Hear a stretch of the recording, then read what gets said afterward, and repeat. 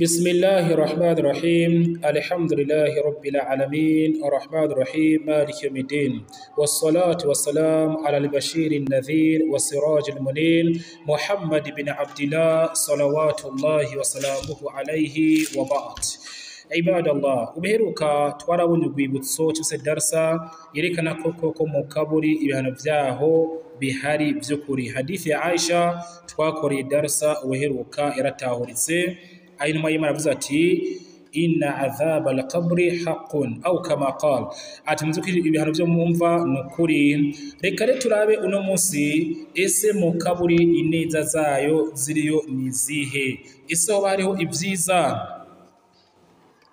hoba hariyo inema zirajya mu kaburi. Mimma saha min suwari naimi al-mu'min fi qabrihi, reka turabe mu vyabonetse biri sahih biduha ishusho yo kutwereka ivyiza umwemeramana ujya yemeye koko vy'ukuri Allah akamugamukira vy'ukuri Allah akamyoboka vy'ukuri Allah rushe muri abo, ese bihe vyiza aronka mu kaburi.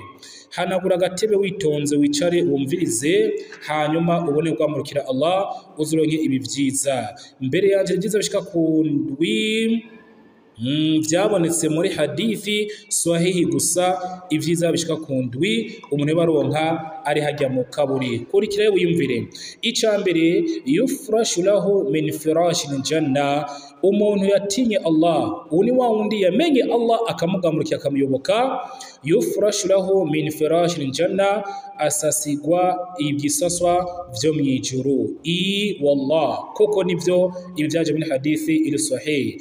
Umwemeramana vy'ukuri yashyize mu kaburi nyuma yo kubazo bijya ibibazo n'amarayika, man rabbuka man nabiyuka wa ma dinuka, imana we niyihe, intumwa yawe niyihe, idini ryawe nirihe. Hariho ijuriza ati umugaragu wanje, iyo abyishuye hajiri bivuga ati sadaka abdi, umugaragu wanje avuze ukuri. Fafrish lahu firash min firash janna, ni musasire mu bisaswa vyo mwijuru. Kuko rero icambere arasasigwa ibisaswa vyo mwijuru muri rya kaburi aho aba ari, nivyo aca asasigwa. Ntusamazwe nabijya binombo tumusebuza ajya mu kaburi cyangwa se ajya amababi y'ibiti tumushira ko hejuru nimbaho niki.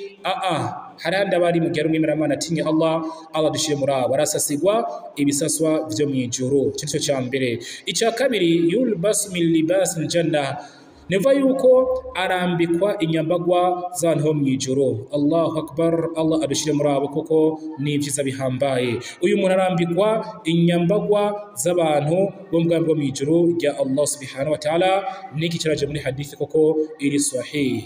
Ntukangwe n'iryo sanda aba yambiswe, oya, uyu muntu arambikwa inyambagwa imwe mu nyambagwa z'abantu bo mwijuru rya Allah subhanahu wa ta'ala. Allah adugize kw'ivyo vyiza Abislam.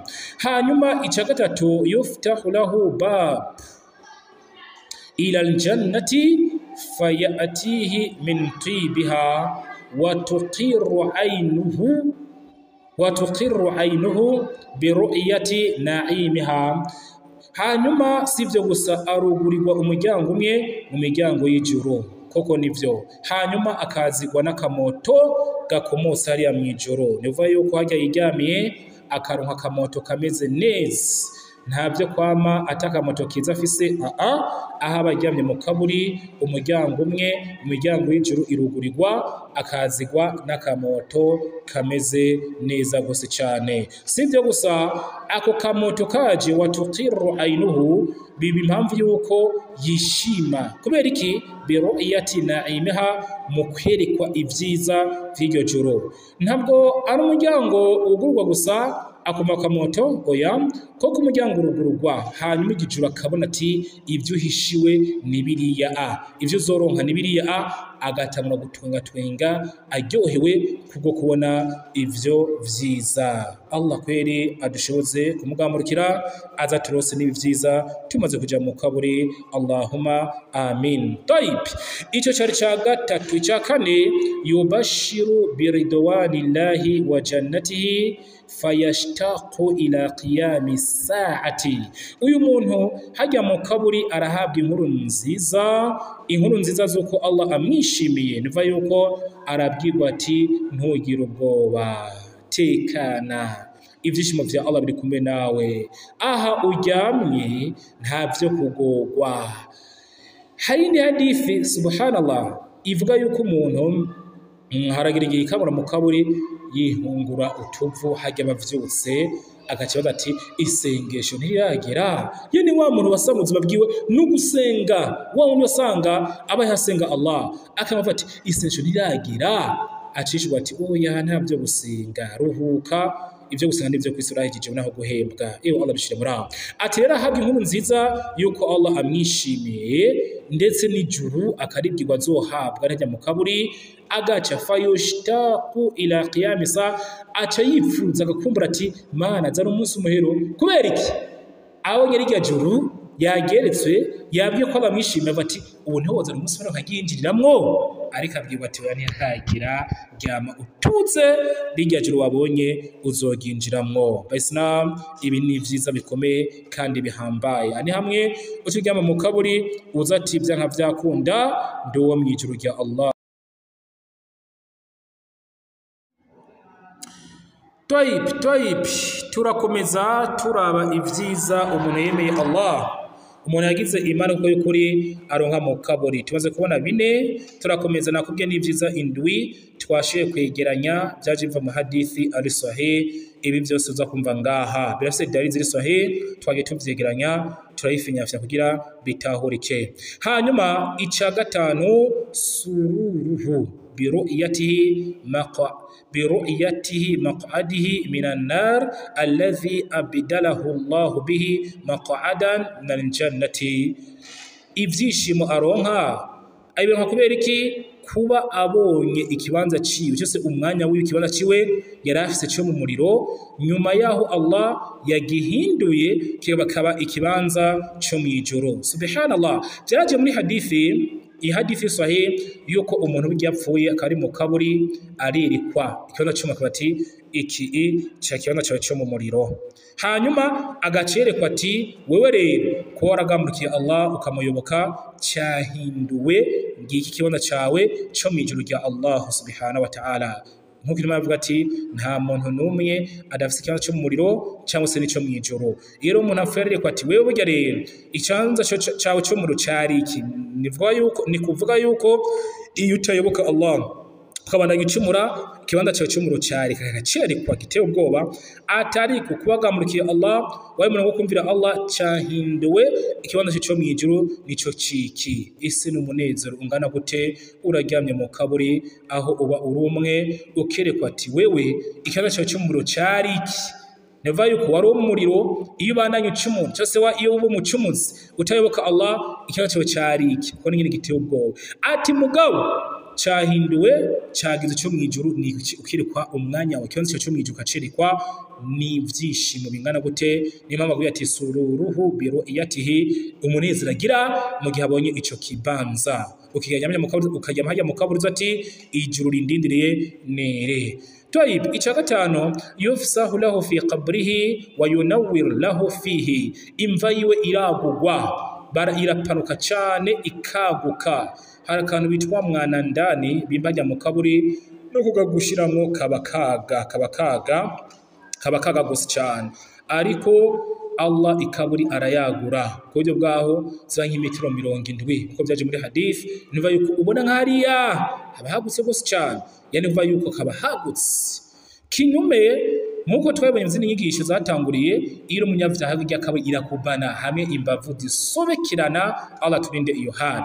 Ariko ari umuntu mwiza irabuka kuko ubona hariya ntabwo iba ibanywe. Ntuzuhendwe kuba uja kwimbika bari umuntu ukabona ati yaracitse amagufa yarabuze, urya ntabari we harandi ahantu habari ubwo n'ubuzima bw'ibanga buzwe na Allah, ndetse n'urya aburimo aba yamaze kubugeramo. Kuri ubwo rero ikaburi irabuka ikaba nini gose cyane nico ahabwa. Ikindwi tugana ku musozo mwe twegeranije umuntu ari mu kaburi yana mukana umati al-arus alladhi la yuqifuhu illa ahab ahlihi ilayhi, araryama itiro nk'itiro rya baba harusi urya muntu yunze indowa. Allahu akbar. Nimba hariho ihari ya mbere nziza umuntu agira mu buzima, nijoro rya mbere ry'umunsi w'indowa. Nimba hariho itiro ryiza umuntu aryama ringaha ku isi, ni itiro rya mbere ry'umuntu yunze indowa ari mu buzima bw'iharusi. Ibaza rya tiro ibiri tahura amaze kuriryama. Hanyuma umuntu ari mu kaburi rero aryama agatiro keza nk'agatiro umuntu yarayunze indowa aryama atigera avyuka. Wumve, atigera avyuka kiretse yuko avyugwa n'umukunzi we wa mbere amukunda gusumba abandi bose, ariwe mugenzi barayubatse ugwiwe. Ibaze rero hajya mu kaburi harajya mwene ako gatiro, bari mu gatiro keza katagira uko kangana. Azoshirika yumva inzamba y'iherezo ivuzwe, akana kwikangura akava mu kaburi iwe yekeje kibanza ciharurwa. Kugira bitahure hamuntu apfa agiye mu kaburi agikambuka gusa, haze giye amarayika Munkar wa Nakir ukabaza ati man rabbuka, imana yawe ninde? Akisha ati rabbi Allah, imana jeni Allah. Man nabiyuka, imana yawe ninde? Nabii Muhammad, ni Muhammad. Ma dinuka, dini ryawe nihe? Dini al-Islam. Akisha ati dini ryanje ni Islam. Amaze kwishura ayo majambo hacaza ati swadaka abdi, barabanje avuze ukuri, ni musasi isaso byo mwijuru. Gacha musasi isaso byo mwijuru byo twayibone hariya kunanga. Hanyuma mwugurure umwe mu ryago mwijuru aronka akamoto kiza. Tayari yo muntu nihaca aryama iri tiro nka rya tiro ry'uwari yagize ubugeni, agatiro keza katagira uko kangana. Imyaka 10 gahera ngaho 20, 30, 100, amagana 200, igihumbi, ibihumbi bingahe ari mwako gatiro hana habari. Kujya bwaho inzame hezo ivuze azokanguka abazo ati ese wewe waryamye imisi ngaha? Azoga ati yawman aw ba'da yawm, naryamye umunsi umwe cyangwa se agace ku munsi. Kumbe maskin mu kaburi amaze imyaka amamiliyoni n'amyaka se ibihumbi n'ibihumbagizwa. Ewe Allah dushire murabo, ewe Allah dushire murabo, ewe Allah dushire murabo. Hanyuma aze gukanguka akabona kuja kuyanza ciharugwa, yigira atambuka neza aharugwa igaro coroshe, akana kuronka n'ubwami bw'ijuru. Saba Allah adushire murabo. Ibadallah, vyari ibintu indwe nagaheze kwegeranya ibi byose bibafise hadithi ziri sahih na twageje kwegeranya tukwereke vy'ivyiza biri mu kaburi umuntu aronka. Mugabo ni gari ni kuva yuko mimma saha min suwar na'im al-mu'min fi qabrihi, ni vyaje mu vyiza umwemeramana w'ukuri aronka iyo ari mu kaburi. Kujya mu kaburi hari hano bikomakomenya yuko hari n'ivyiza bikomakomenya nk'ibi indwi wumvishije. Igikuru nama nakubwiye, tegura iyo kaburi yawe no kugamburukira Allah no kureka ivyaha, uzeze uronke ibi vyiza. Ko mu Islam al-qabru rawdatu min riyadil janna, vyukuri ikaburi ni jardin na kibare keza kama mubwire go mwijuru. Wa hufratu ni n'igishimo n'ikinogo min hufarina, ni bishimo n'inogo byo muri wa jahannam. Kuko rero yigire ibe jardin, ibe muri jardin zo mwijuru, ugusenga no gukora ibada no kureka ivyaha no kurira Allah ku byishi. Ivyo vyiza rero uzoronka Allah